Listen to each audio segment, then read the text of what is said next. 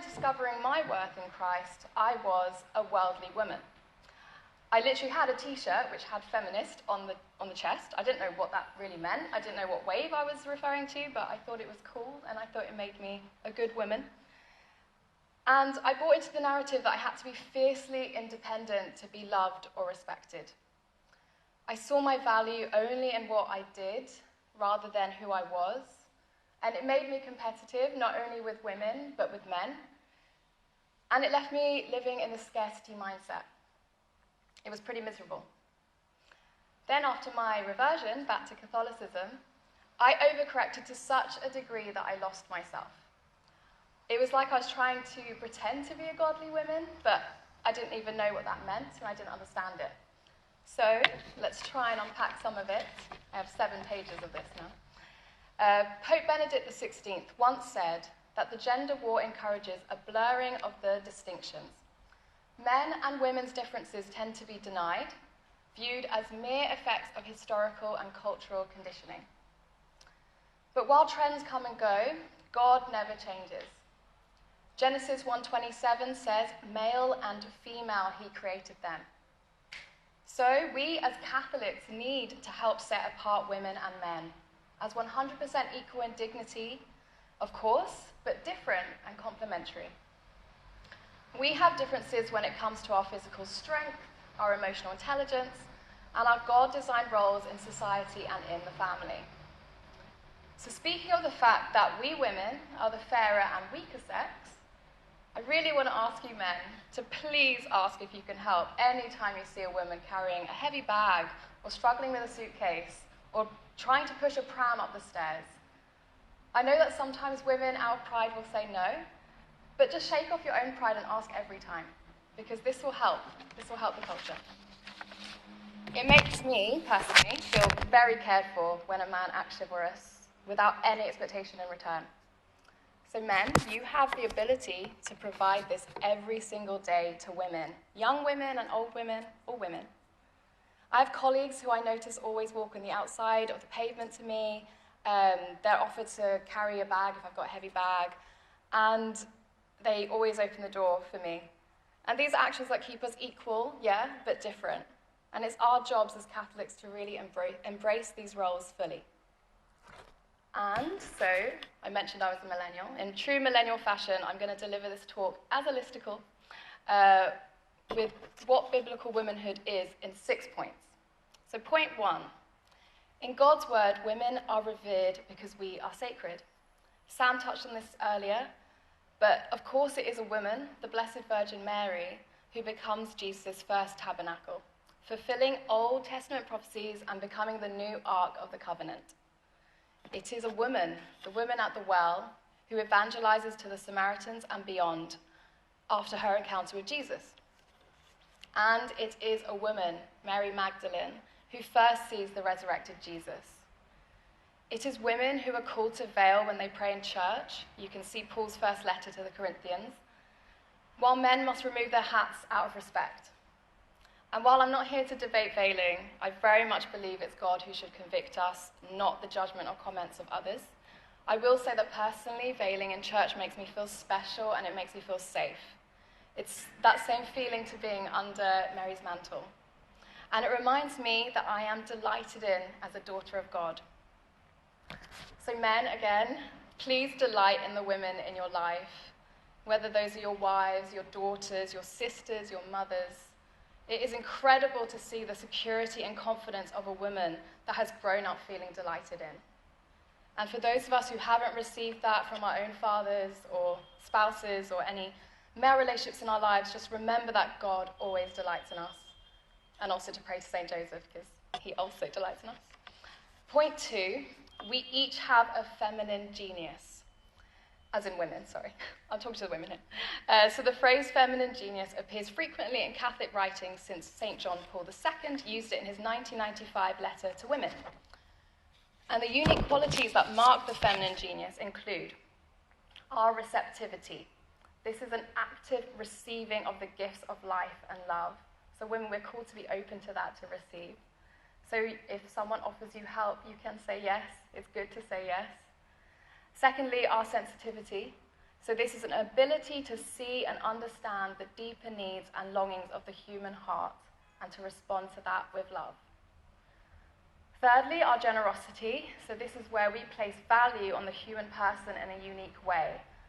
As mentioned, I run a charity and almost all of my volunteers are women because we have that inside us. We just want to give that love.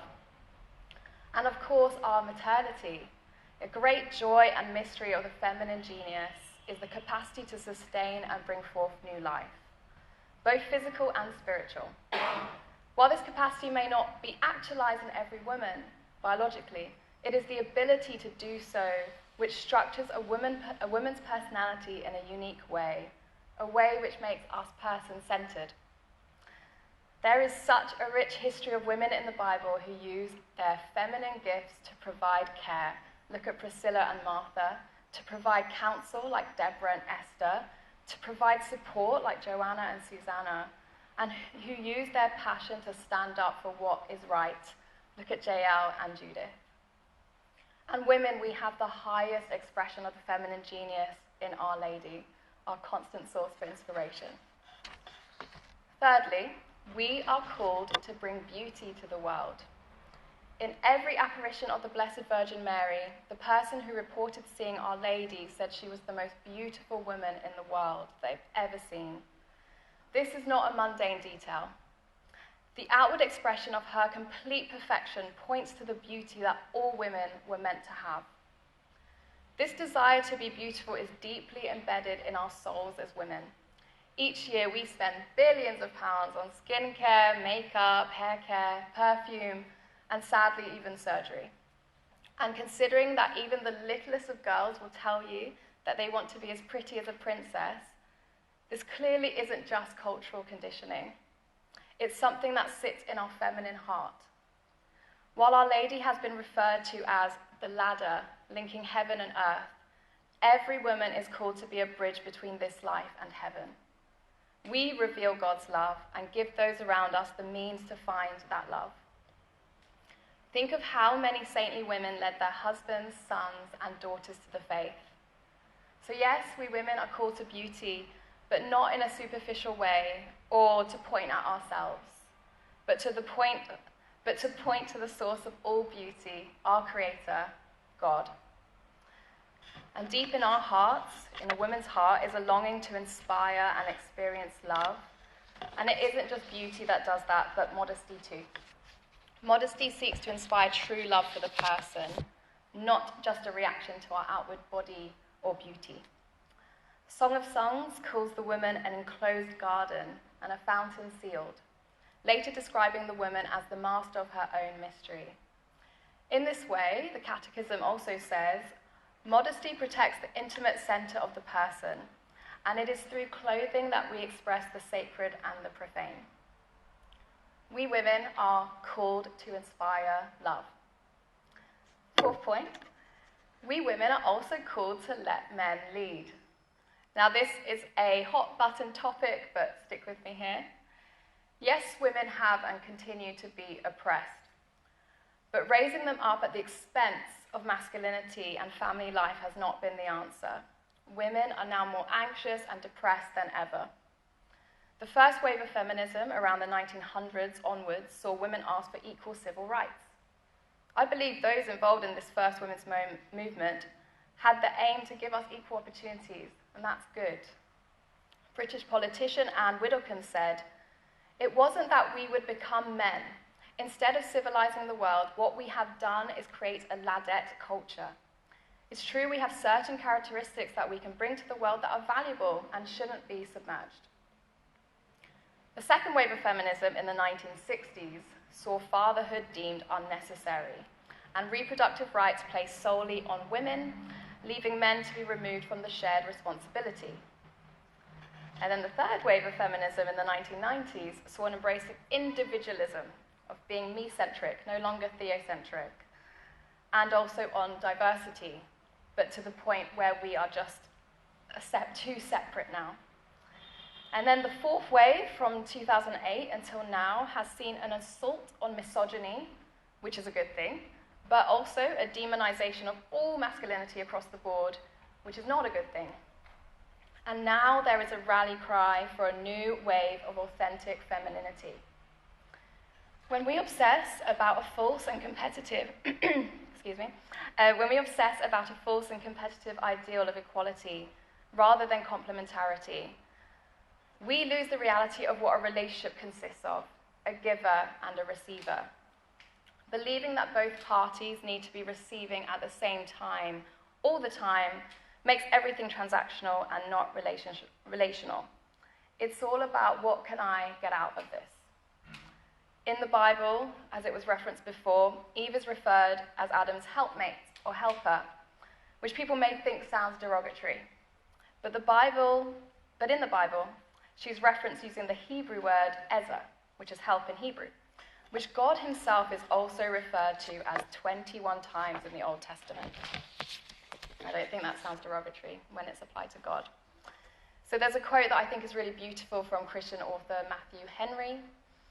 Eve was not taken out of Adam's head to top him, neither out of his feet to be trampled on by him, but out of his side to be equal with him, under his arm to be protected by him, and near his heart to be loved by him.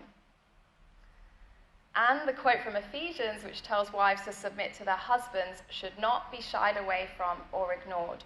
It's beautiful and it's in God's design. The husband is called to be the head of the household, just as Christ is the head of the church. While we women are called to submit to our husband's leadership, husbands are asked to love their wives as Christ loved the church he gave his life for in agony. And while Sam will talk more about what it means to be a man, for me, knowing that it isn't in my God-given nature to provide and protect has freed me to learn how I can create, nurture, and intuit, ultimately surrendering to God's design and will for my life. But men, you need to be worthy of submitting to. We women will submit to a good, godly man who has earned our submission only when we feel 100% safe with you. The sad fact, as mentioned before, is that we women are the weaker sex, and some men abuse this. We women will not blindly trust you until you've earned that trust. And we will not want to serve you until you've commanded the love and respect needed for us to do so. Submission is a byproduct of our desire and love for the man we know would lay down his life for us and is ready to protect and provide. We women, and I hope I'm talking for most of us here, are looking for a man who desires to lead from the same love Jesus had for the church he died for. We are looking for a man who will take the responsibility and the accountability to hold authority without becoming an authoritarian. There has to be a shared vision of bringing your family to heaven. And when you share that, God's natural order and hierarchy naturally fits into place. And we women are called to help facilitate that by the big and the little things. A dear friend once told me that even sometimes when her husband doesn't make the decision she would, she trusts so much in the shared vision that she doesn't question him. And God always straightens it out because it's in the natural order of things. Of course, the caveat here is in marrying the right person. So when we find a man who we feel spiritually, emotionally, and physically safe with, we will be able to be fully in our feminine energy. And a woman who is fully in her feminine energy is that kind of Proverbs 31 women that we all desire to be, and that I think you men desire to be with. So number 5, we women weren't made for the we women weren't made for the daily grind. In the apparent newsflash of biology, I can share that women and men also differ in terms of our hormonal makeup. While men have a 24-hour testosterone cycle, we women have a 4-week cycle when 3 key hormones, estrogen, testosterone, progesterone, rise and fall in a specific pattern, impacting everything from our moods, our energy levels, our desire to spend money, our sleep quality, food cravings, libido, our spatial skills. So I have heard there are some times we shouldn't take our driving test, and also concentration levels. This is what we women live through every month. During the follicular phase, which is the first week, we feel happier and more energetic. And then during ovulation, we feel our most attractive and confident. And men, you'll probably be most attracted to us then too. And then during the luteal phase, we feel more stressed and we can be moody. And then during menstruation, we feel more tired and we need to rest. So what does this all mean? As a single Catholic woman myself, I am not opposed to women working. I work full-time with passion projects on the side, but I've tried to make sure that my career never comes before my own womanhood. I mostly work remotely, which allows me to still see my family almost daily, and gives me flexibility to go to Mass on feast days or when I'm able to go to. I also do freelance work in my downtime, and I see this as the perfect training ground for nap time income, if God willing I have a family of my own someday. So I may not be a biological mother, hopefully will be one day, but I still have this desire to create and contribute, and worthwhile work is a way to do that. But would I give up work, full-time work, to raise children? 100% I would. Pope Pius XI once said, "Mothers concentrating on household duties should work primarily in the home or in its immediate vicinity. It is an intolerable abuse and to be abolished at all cost for mothers on account of the father's low wage to be forced to engage in gainful occupations outside the home to the neglect of their proper cares and duties, especially the training of children." The true building block of society, after all, is parenthood.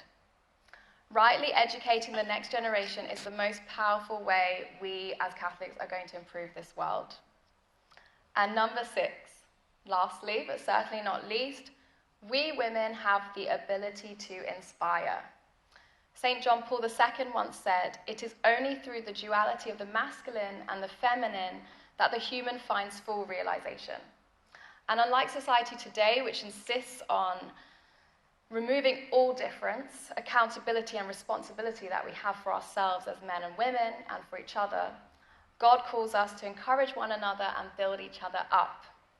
There's a lovely quote in this, 1 Thessalonians 5:11.